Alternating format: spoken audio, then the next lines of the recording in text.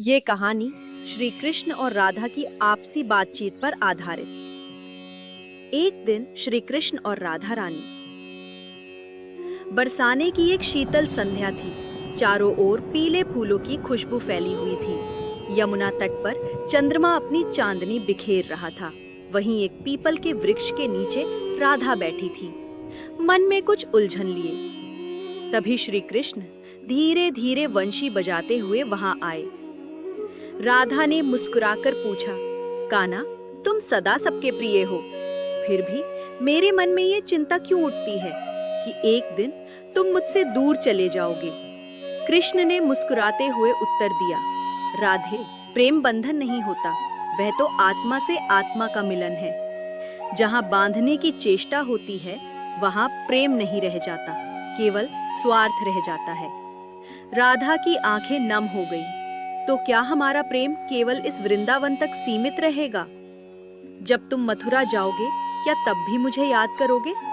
कृष्ण ने राधा का हाथ थामा और बोले, राधे, तुम मेरी आत्मा में समाई हो। मैं जहां भी जाऊं, तुम मेरे साथ रहोगी। मेरे हर निर्णय, हर कर्म के मूल में तुम ही हो। राधा ने धीरे से पूछा, लेकिन तुम्हारे साथ तो रुक्मिणी, सत्यभामा और कितनी रानियां होंगी, क्या वे सब तुम्हें मुझसे दूर नहीं कर देंगी?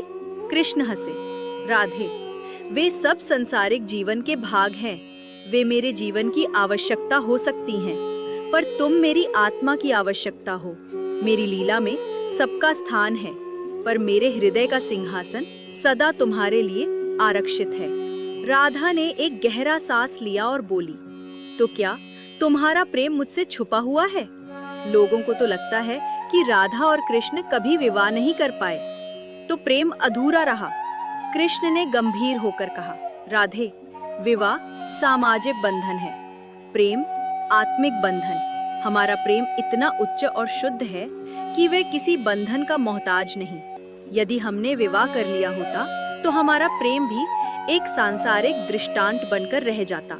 परंतु आज युगों के बाद भी लोग राधा कृष्ण को याद करते हैं, प्रेम की पराकाष्ठा समझकर। राधा की आंखों में चमक लौट आई, तो क्या ये विरह भी प्रेम का ही रूप है?